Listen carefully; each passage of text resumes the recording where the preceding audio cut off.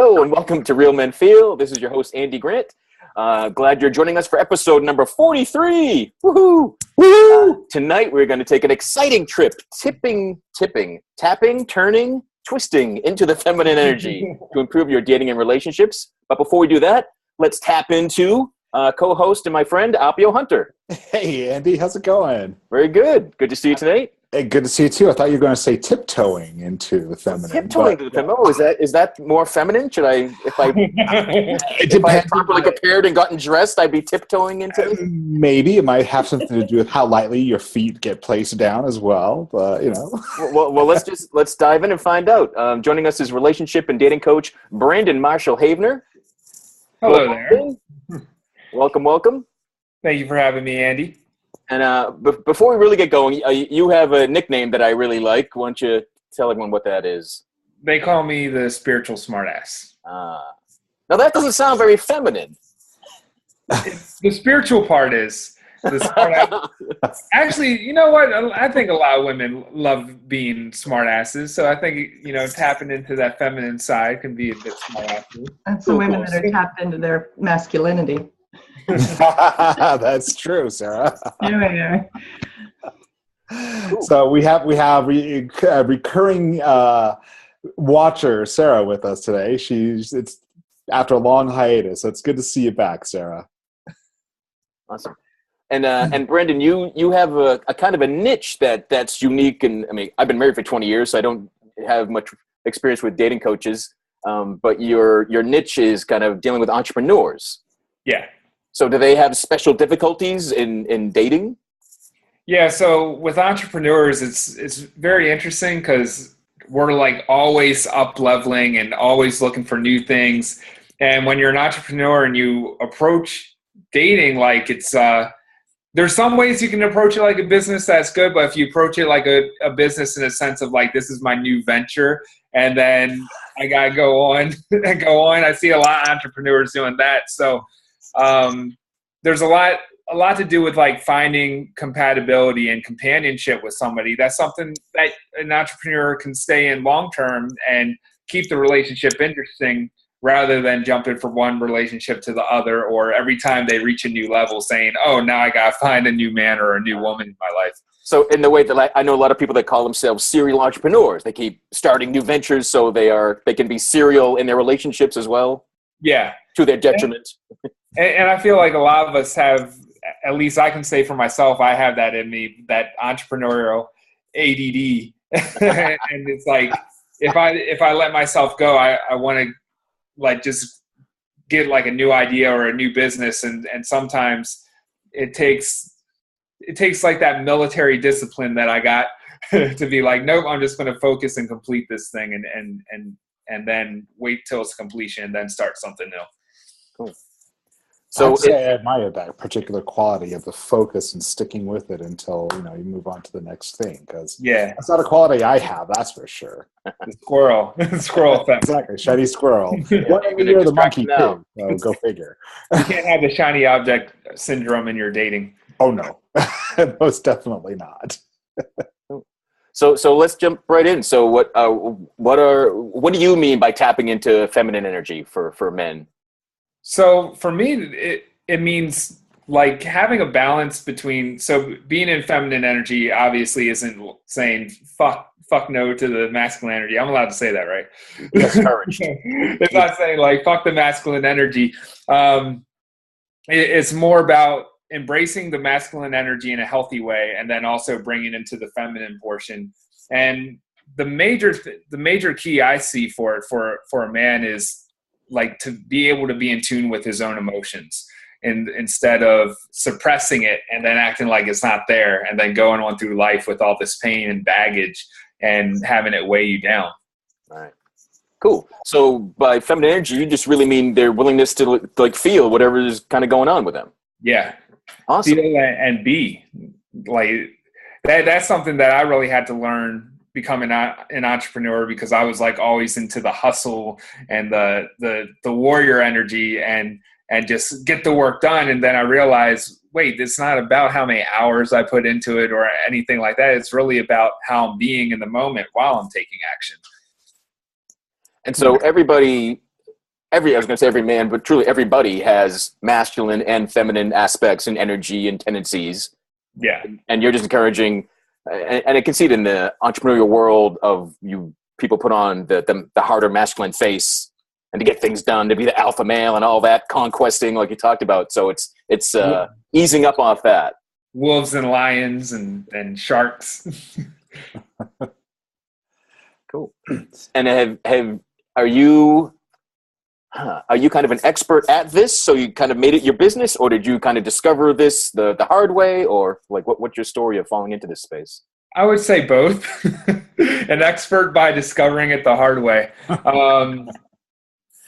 And that's just been like one of my major breakthroughs. It's like, okay, so I'm fully into this masculine energy.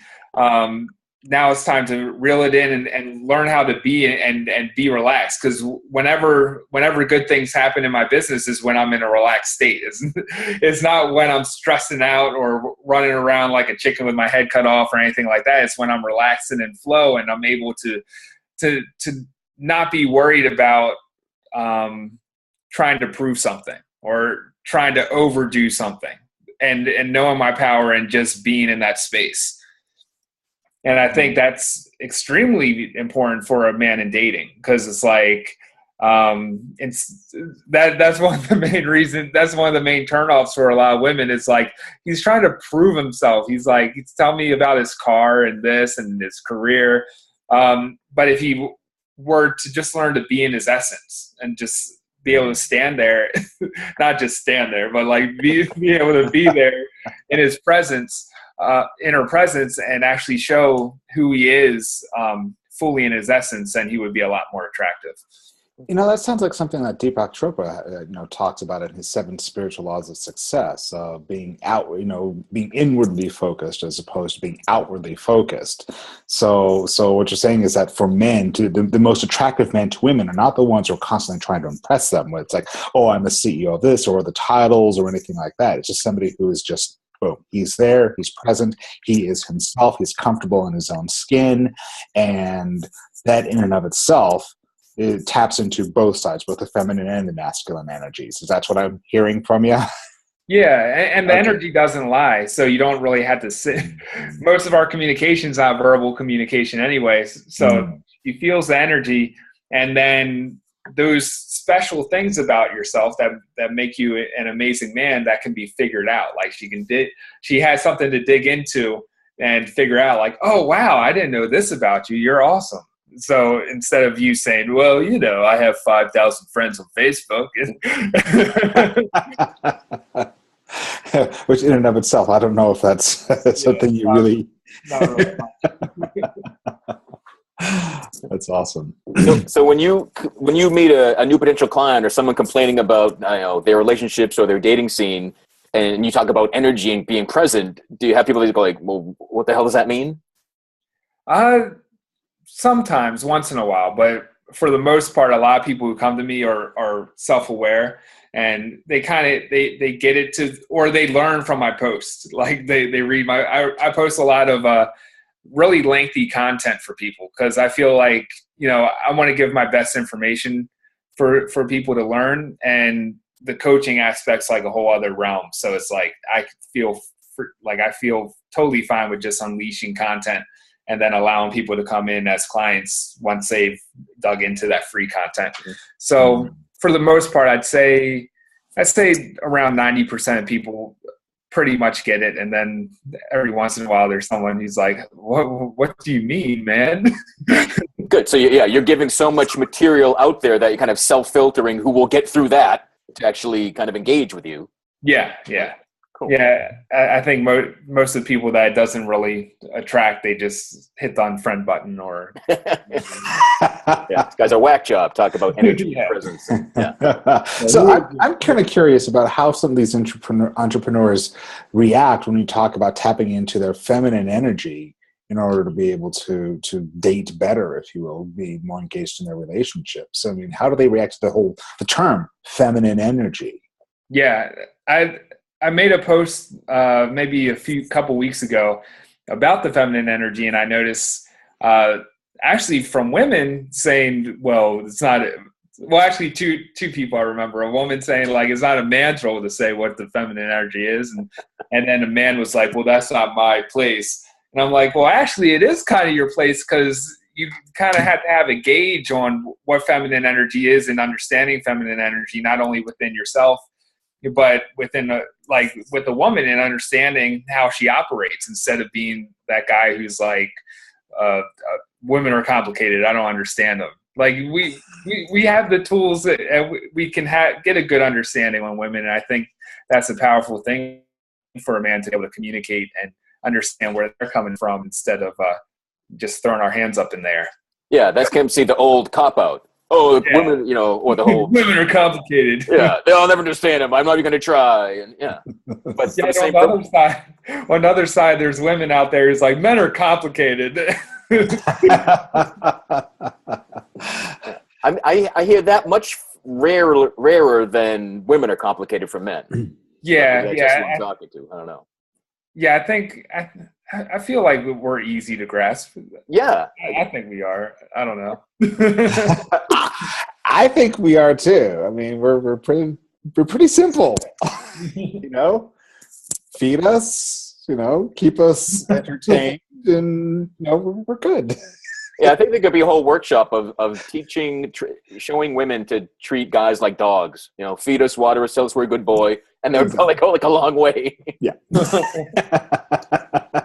You're making progress. Right? Yeah, Sarah, you had a question. Yeah.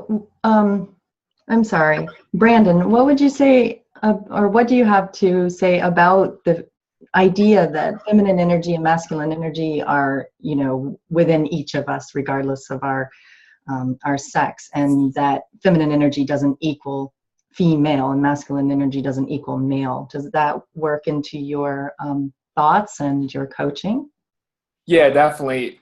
So the thing with like women and men is just women are primarily and feminine and men are usually primarily masculine. That can't even be like true across the board because there's some men who've learned to be primarily and they're feminine. But I feel like those are the keys to personal power, to tap into all of your power. If you're ignoring one way or the other, then like, let's say someone who's afraid of that masculine and that rah energy, then they're not going to be able to be as productive as they can be. They're not going to be able to get things done. So it's always in this like, yeah, you're being in this awesome state, but you're not like utilizing it and holding that container and holding that space.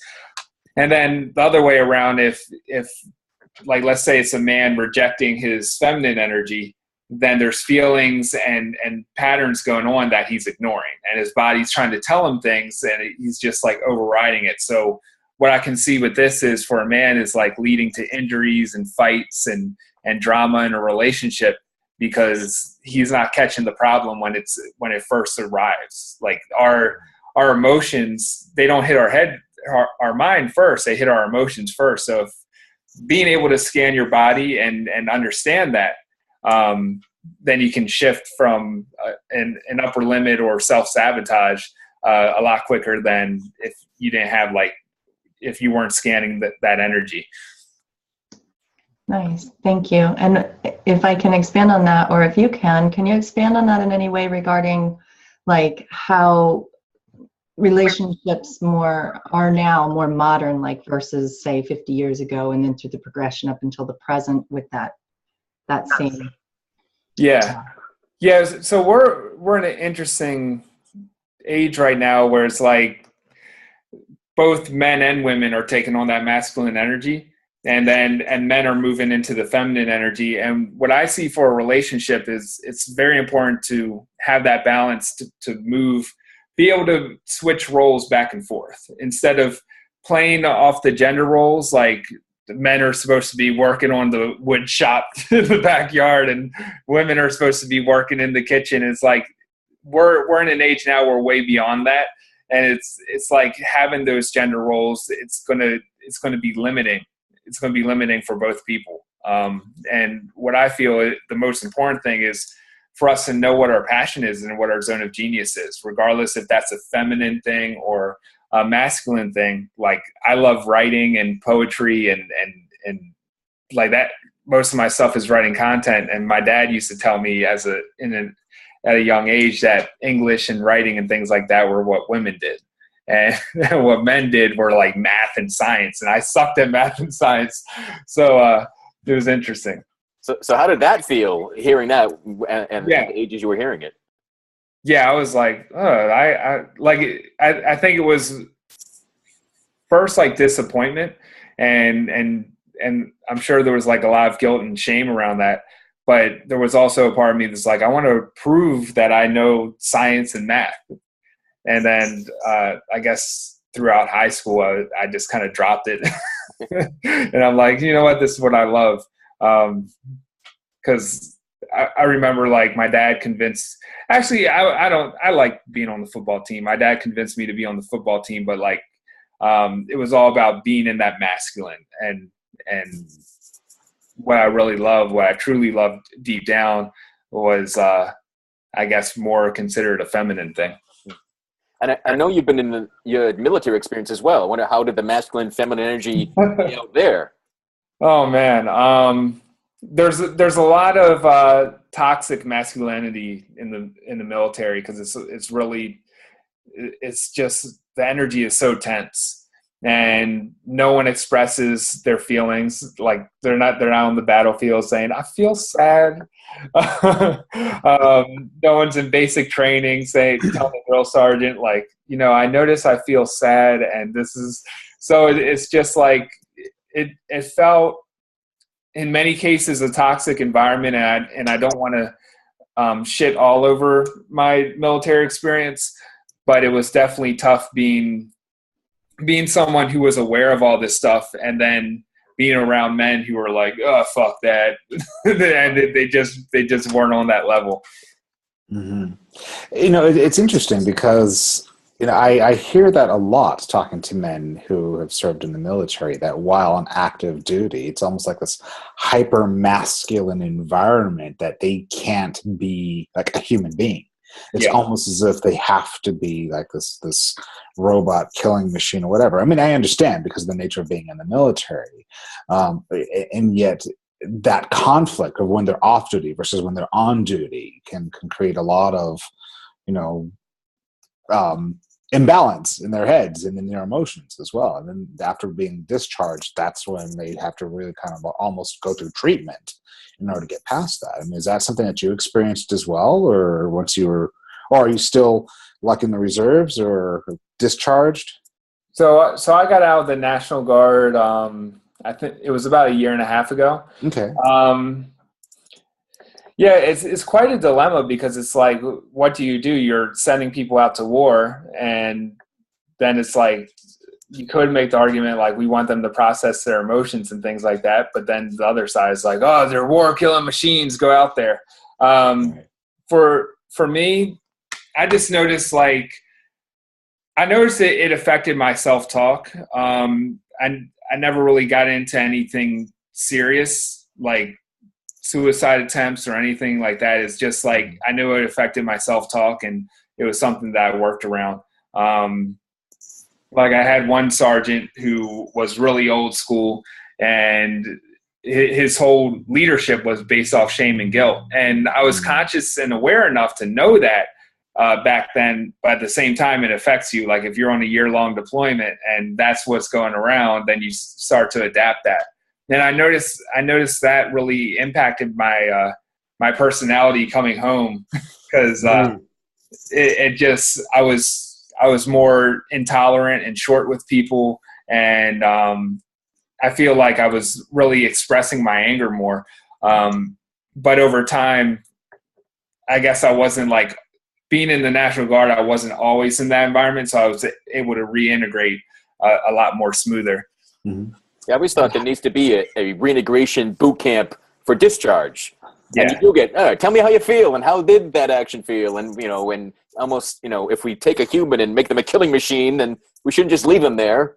Yeah, like real reintegration, because they do have like some form of that, but basically what they do is they have you go around in a hotel filling out papers and going to different classes, and they're like, yo, are you sad or something? And then every other guy's like, no, I'm not a pussy.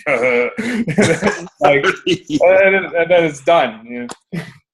And I've had a couple military speaking opportunities, and I'll speak and I'll get teary and I'll talk about suicide attempts and depression and being willing to feel. And I had a colonel once come admit to me that he used EFT and tapping, and it really helped him. I was like, oh, great, come talk. Oh, I'm not telling these guys. It's like, come on. So there are individuals, but yeah, it's almost like in that scenario, the first, it's the bravest guy to come up and risk being called a pussy that can like pave the way and have some relief throughout the whole establishment. But it was great. Like first I had that old school sergeant, and then during the end, it was during the Baltimore riots actually. Cause we were out there for a week. I had this sergeant that surprised me. Like I didn't know he was this new sergeant. I didn't know about him at first. And then he starts talking to me. He's like, yeah, I listened to Wayne Dyer. And then we just connected on that level. And it was interesting because when I first got in the Army, my sergeant, I was like the black sheep of the squad. And it was like, because I was just different from everyone else. And then with this new sergeant, he's like, yeah, Brandon, he's brilliant, man. And we were at like this police station, like on the last day of the Baltimore riots, and he picks up a penny. He's like, abundance. And he gets up and he's like trying to explain to all the guys in the military. And then, I'm explaining, I was like, fuck it, I'll go up with you and I'll explain too. And most of the people were there was like, what are these fucking guys talking about? But it takes that. Like everything that you love and agree and believe in now, you have to hear it once before you could take it in. And usually it takes multiple times. Yeah, I've laughed at plenty of people that I now consider mentors I made fun of and mocked for a long time before I considered them mentors. So same here. In fact, I mean, the whole metaphysical stuff, I was like, oh, that is such bullshit. And now here I am, I'm channeling, for heaven's sake. I mean, it's like going like full circle. So it's interesting that seems to be like the last closet people need to come out of in the military, and that is being able to embrace personal development, embrace ideas that aren't necessarily considered fully masculine or tough guy type stuff. Yeah. So is your experience kind of navigating that, as you said, the toxic masculinity, is that kind of really what helps you deal with these entrepreneurs that can be kind of closed down and kind of in hopefully a lesser degree of that mindset? Yeah, definitely. And I guess probably even my dark sense of humor can attract people like that. It's like that's the smart ass side. And, just keeping that, I guess it would be balanced between the spiritual and smart ass. It really, helps me on a spiritual level, but also like talk to people on like a more fun, sarcastic, comedic way that gives them the food for thought. Like something that I really learned was if you can make somebody laugh, you can slip in a food for thought and they won't even notice. So that's what I like to do. I love that. Sarah, did you have a question? I saw you raise your hand. Yeah, go ahead. Oh, I'm sorry. I didn't mean to raise my hand. I was trying to type it out, but also listen. So like in regards to the, let me read my own question. Yeah. How men can tap into their feminine energy to have better relationships. What do you find are your most common food for thoughts or contributions, things that you find more powerful or helpful in helping them tap into that to improve those relationships? Yeah, I would say from a personal standpoint, so in my relationship, we've grown a lot. Like we've been able to shed layer upon layer just by expressing ourselves. And by me being a man, instead of holding it in if I need to cry or, holding my emotions in, I go to a place where I can express it and also communicate with my girlfriend. Like, hey, if I'm in this state, it's nothing to like insult you or say it's your fault or anything like that. Like there's sometimes I want to be left alone, but there's other times it's like, hey, just be there to comfort me and then I'll be back ready to go. And a big thing about my relationship is learning that, if I do need to express an emotion or cry or be angry or anything like that, it doesn't make me less of a man. I can still step into the masculinity. In fact, that makes it even better because like now I was able to let that emotion go. It's energy and motion. So hold on to that emotions. The sadness or the anger is going to come out somehow. And I've done that in previous relationships where it's like this big outburst and it's this big fight. So I really think that can help get rid of a lot of the drama in unneeded drama in a relationship when the man is fully in tune with his emotions. So you've got to be pretty deep into a relationship to, at least I would, to be that comfortable. It doesn't seem like nice to meet you. It's our first date. Here's a drink. And you like over here and cry a little bit because I'm so excited about meeting you. That's something that was like the key thing I wanted to mention on this when it was like the feminine in dating. Like you don't want to be the dude that gets to the first date. I don't know, you're drinking coffee or eating lunch. And then he's like, I never healed things up with my mother. Tears start rolling. You definitely, I mean, overall as a man, of course, you want to be able to step into that confidence. It's just, but instead of like pushing away that feminine energy and being able to embrace it when the time comes, instead of using it as like, you don't want to like being a man that cries. You don't want to use it as like, help me, I'm a victim and comfort me. You don't want to walk around in your first interaction with anybody, just this open wound. That looks your way is like, save me. You don't want to be the person on Facebook that says, please, I have a cold. Comment, like, or share if you care about me. My coach told me I should show some more of my feminine side. So really, it sounds... Right. Like I don't want people tagging me saying I have a flu and Brandon said on the podcast to express that. It sounds to me like, when you're in that stage or when you're in the getting to know someone stage, if you do reach that point of tears, there's not necessarily the tears of victimhood, but perhaps tears of joy, tears of just having an incredible, wonderful, touching moment instead. Those would be more appropriate. Yeah. Versus, okay. Yeah. Yeah. Generally for dating, I like. Oh yeah, I see the hand raised. but I'll make it short. Like generally for dating, I say like to keep it flirting and having fun. And there's tears and joys, and you're having a good time. But my whole thing is like keeping the mood light. Yeah, for sure. But that's a great point because emotions and tears don't just mean, you're sad and depressed. Yeah. Like tears can come from joy, which I didn't know tears of joy existed until I was in my late 30s. So they do. I'm glad to have discovered them. Lori, go for it. Oh, you're muted. Hold on. You too?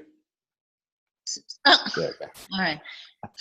I am muted at the same time that you did. I was just going to say, like, even for women, like out on when you're out on a first date, I know it's been a long time since I've been on one, but you don't want to be like all like victimhood on either side of the table, right? On either the masculine or the feminine, so the woman or the man. Like that's like the fastest way to like, lose somebody no matter what. Like if I'm out on it, like I do remember I was dating someone and he got the flu. So when you were saying that, I was cracking up.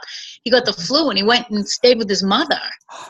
And I remember telling my brother, I was like, I'm dating this guy. And I'm like, and he got the flu and he went back home to stay with his mother. And my brother, who's like 8 years younger than me, just went, run fast and run far.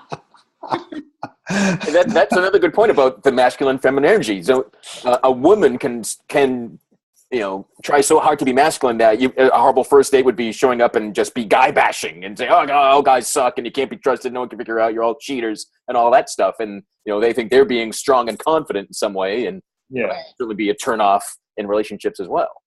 I actually know someone who almost didn't get married because of that, because they were engaged. The wedding was coming up and she had been drinking and she was out with her soon to be husband.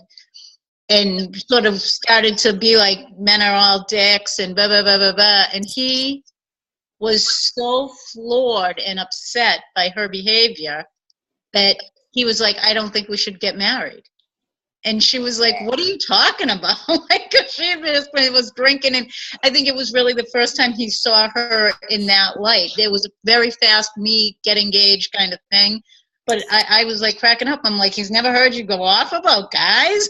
So that's another tip then. But early in the relationship, you want to really get drunk together quickly. So you get That worked really well for us, huh, Andy? Yeah, that's what I'm saying it.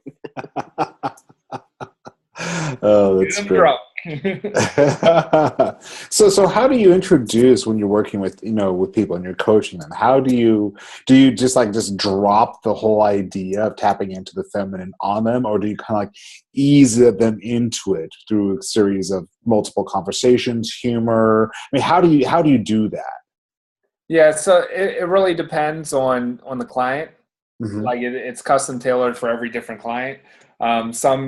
Some people right in that moment, they need that type of training, and it's like, okay, this is what we're going to get into. And others, I'll feel it out. It's like, nope, they're not there yet. They're right at this point. So I think a really major point about coaching is to be able to meet them where they're at, instead of saying, hey, well, I'm all the way over here, so you got to come over here right now. Feeling them out, seeing where they're at and what they most need, and then react or proact or whatever accordingly. Yeah. So do you kind of give guys like assignments and exercises to kind of soften up or get in touch with their feelings? Yeah, definitely. I'm a big fan of journaling for the most part. That's been the biggest emotional therapy for me. Actually, even before I was conscious of it, because I used to write rap lyrics in math class and I had no idea what I was doing, but like just writing it out on a piece of paper and getting out of your head, it's one of the most amazing things to do. And I think a lot of people, they could use the argument of like, oh, well, I'm thinking it. So that, no, like when you write it on a piece of paper, it makes a world of difference. Yeah. Yeah. If we keep thinking the same thing, we're just ruminating and chasing our tails. But when you actually write it down, you're releasing it on a different level. Yeah. Yeah. Cool.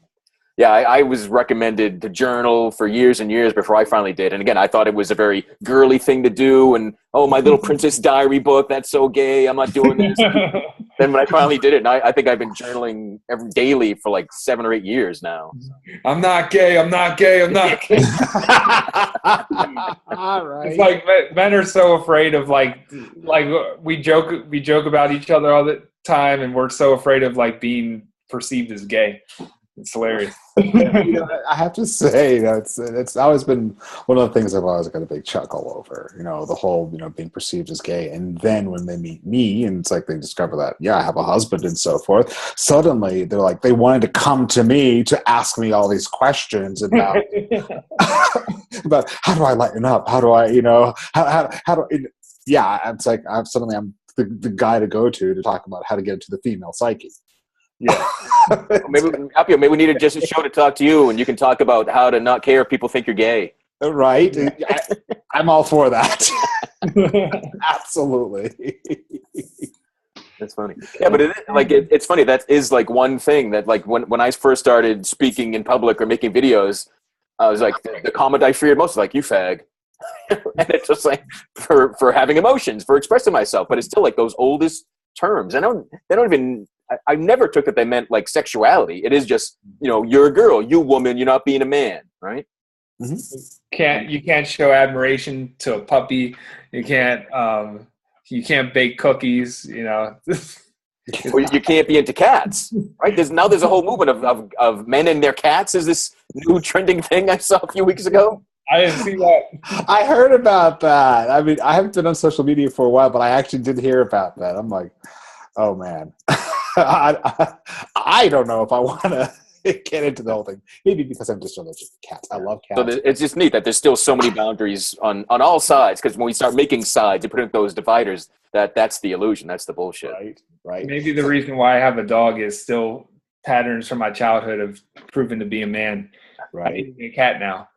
Right. Exactly. Yeah. Soften yourself up would be your pets.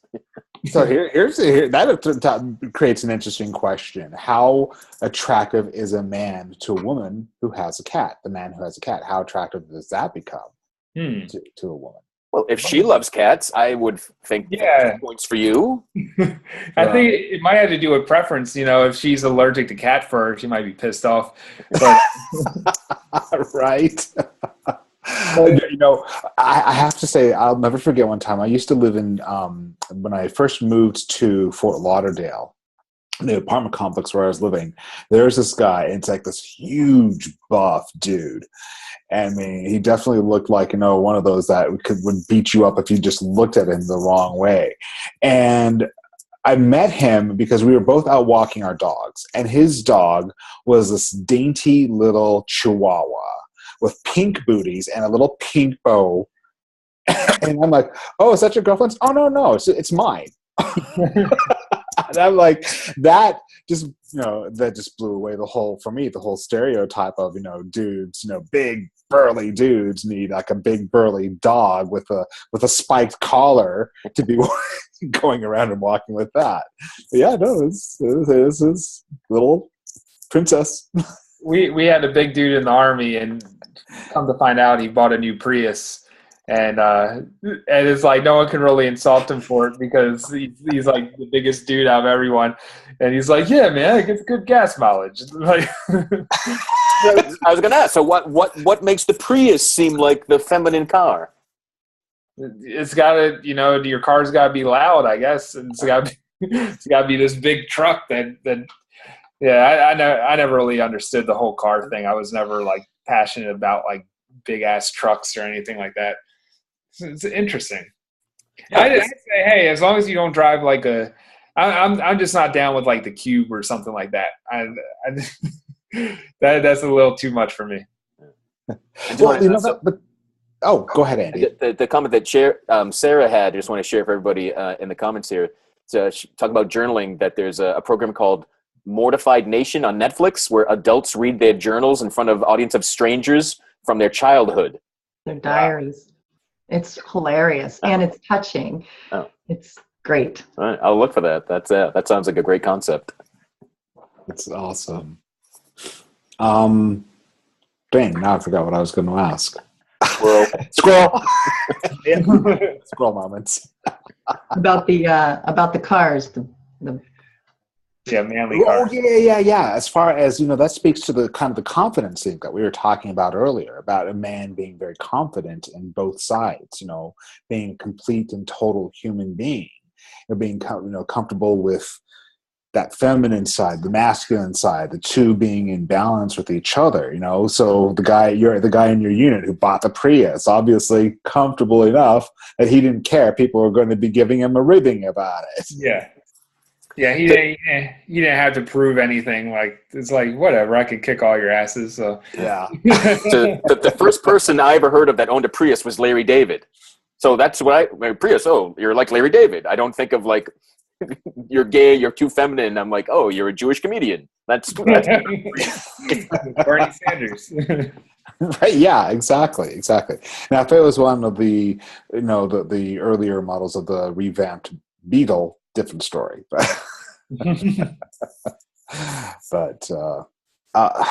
dang it, there's one other question that I had in my head. It's just okay. This is going to be, the squirrels are running rampant tonight.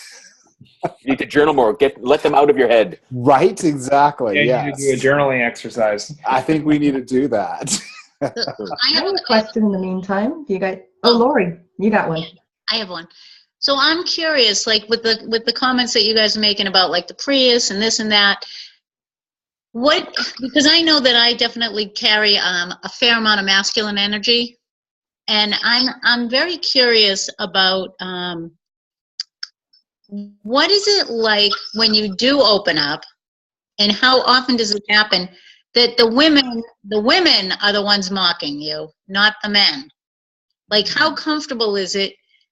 For like, because I do a lot of this kind of work, like always about open communication and do all these things, but I found like some of the men that I've worked with are like, their wives really don't like it.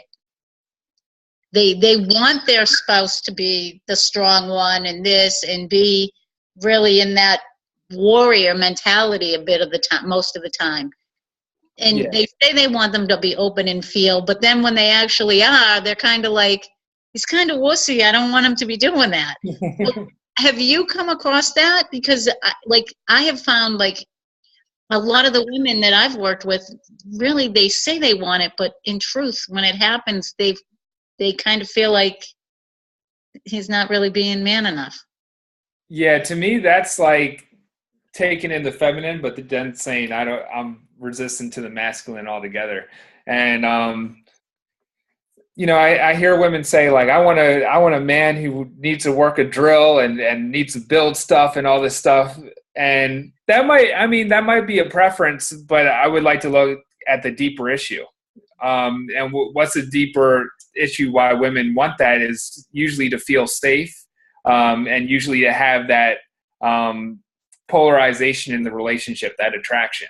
So it's not necessarily like the car I drive or the things I do, and maybe I'm biased because I don't even like painting the house, but from what I've seen is when I was able to step up in confidence and step up into that masculine, those problems tend to go away.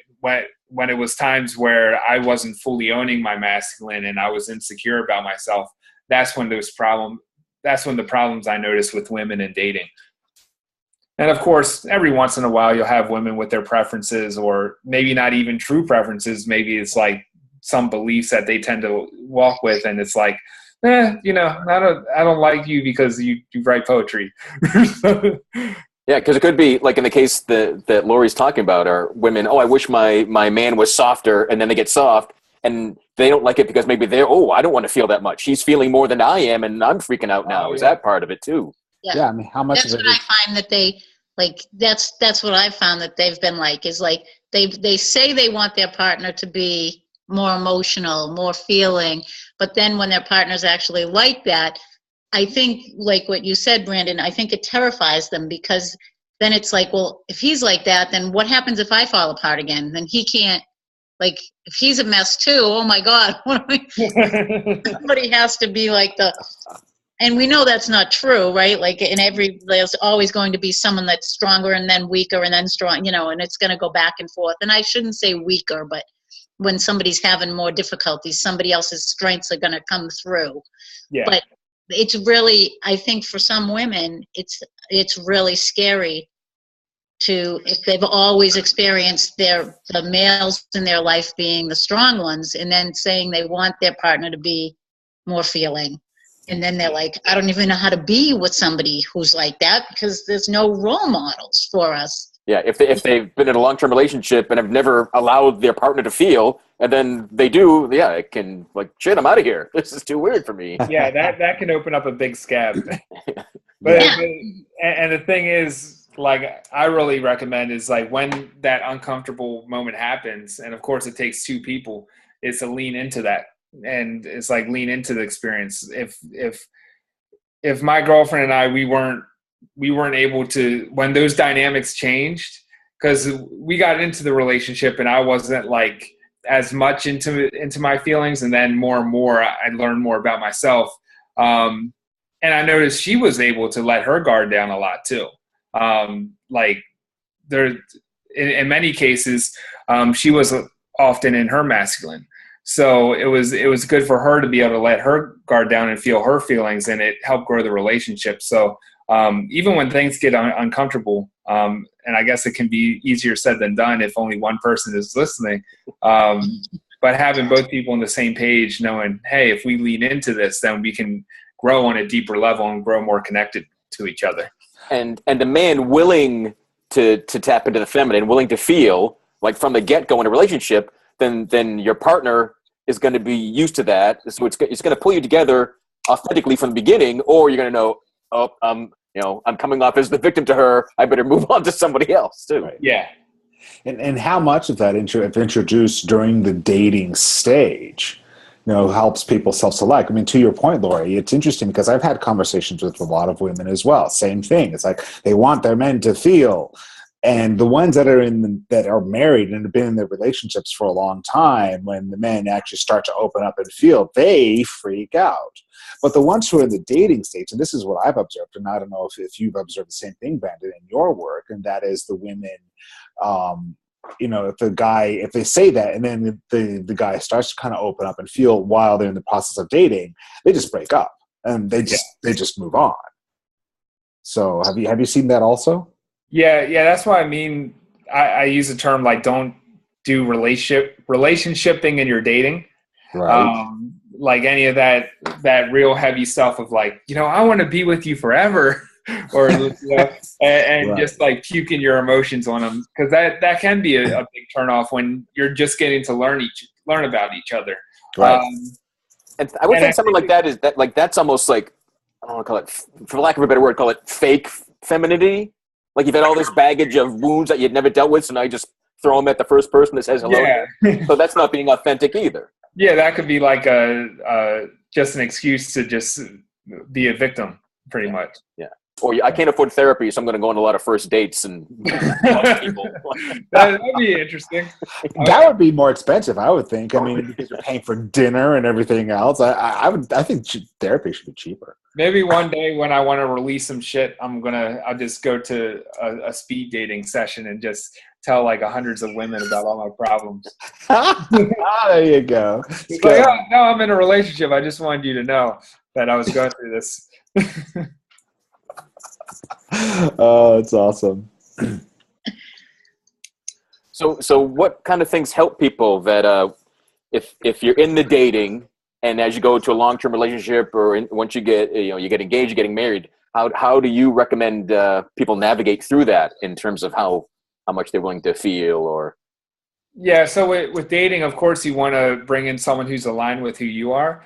So it's good to, like, if you're a real spiritual person, then of course you want to attract that person, and in many cases they're going to be in touch with their feelings too. But within like that first stage of dating, I would say focus on flirting, having fun. In fact, I'd say that's a good focus for later on in the relationships as well. Don't take everything so seriously. Yeah, like being playful and flirting and even throwing playful insults at each other every once in a while. It makes the mood light. And I just notice a lot less drama and fights than I have in relationships before I had the tools. So I would say even throughout like all stages of relationships is like, are we focusing on the dating aspect? Mm-hmm. And then when the time comes when it's like, hey, I need to process this, or I need to have this conversation, so be it. And I feel like when you have that solid base of flirting and attraction and playfulness, and you're enjoying time with each other, then you're able to be serious with each other in those times that matter. But if the whole relationship is serious and it's like just all about us puking emotions over each other and saying what problems we have and all this stuff, it's like, then it gives both people the feeling like, wow, I don't really feel happy in this relationship because that's not the main emotion I'm feeling in here. Yeah, that's just set up a murder-suicide if that's the road you're going down, man. Yeah, I love it. So no shipping in your dating, and it also sounds like don't stop dating just because you're in a relationship as well. Yeah, keep on dating. That's wonderful advice. In fact, it's interesting because I have noticed that many of the most successful couples out there, whether dating or, in marriages that have been decades, they never stop dating. Yeah.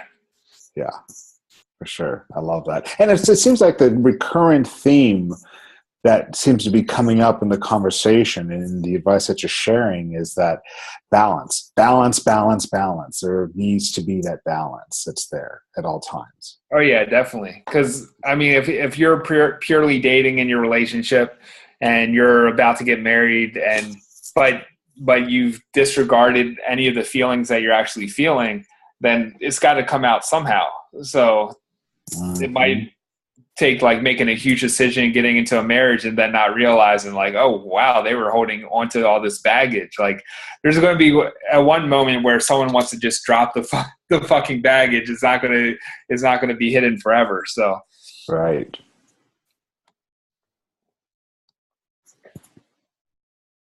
I have a question.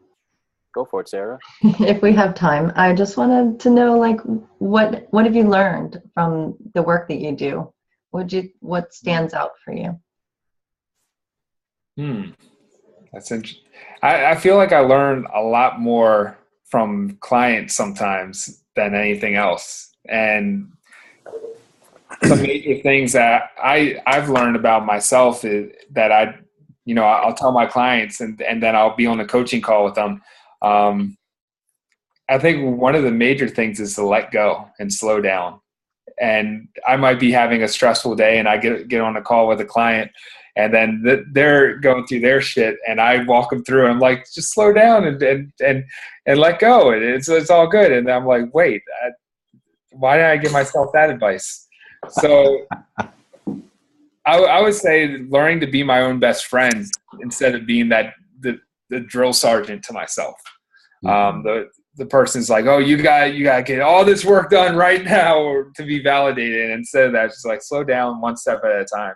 So, I feel like doing the work I do really brought like a bigger sense of peace. And I've learned a lot more about the feminine by working with women, how they like do it so naturally because they didn't have like all the conditioning of like, my parents told me I wasn't allowed to cry at age 3 or 4 when I thought it was okay for a while. And then they're like, no, you're not supposed to do that anymore. So, how'd that work? Yeah. Yeah. Cried since? Huh? I don't know when I stopped fully crying. Like, well, I do cry now, but like there was a stage in my life, maybe in the teenage years and early 20s where it's like, no matter what, I was like, and it like, I didn't know, like it was just shut off. I would point out that, we're talking about tapping into the feminine, not telling guys, be 100% feminine so you can meet women, because it's not going to work like that either. Please. To feel both. I hope you listened to this whole show and you didn't just read the title. Like, go into a date and be like, right. Yeah, no, and it is. It's about being a full and complete human being. And I think that's one of the things that I really love about the work that you're doing and the experience that you had, because your experience is exactly, your journey is exactly what we like to explore and what we talk about here frequently on the show. And that is, being socially conditioned that no, you can't do this, you can't do that, this isn't masculine, this isn't right for, boys don't cry, blah, blah, blah. And then your own journey of self-discovery, getting past the emotional constipation and then being able to let it all flow, let it all go and get back to that center space. And it's always fun to see that. So Brandon, what's the best way for people to reach you too? How can people find you? The best way is Facebook, pretty much. You can reach me on my public profile, Brandon Marshall Havener. And I think it's /OB Have.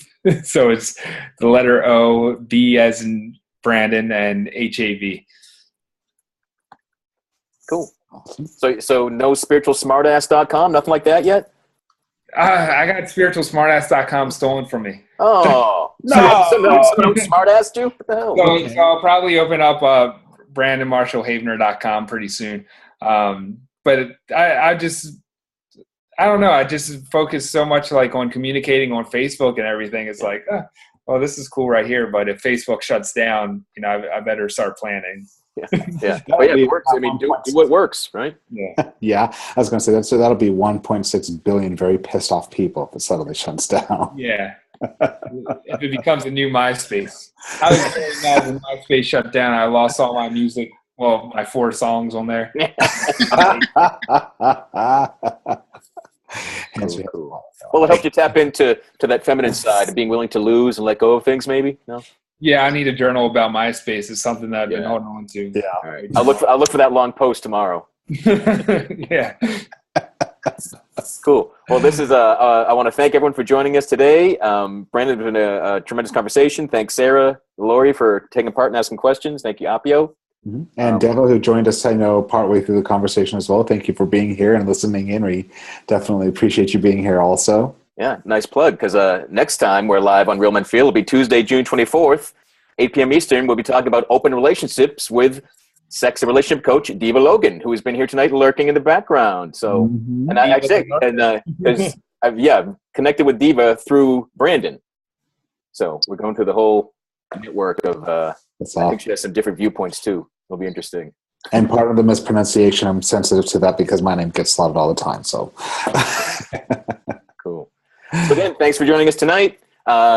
Joe, we look forward to talking with you again soon, and check out all past episodes. Tell us what you want for future episodes, and have a great night. Good night, everybody. Good night.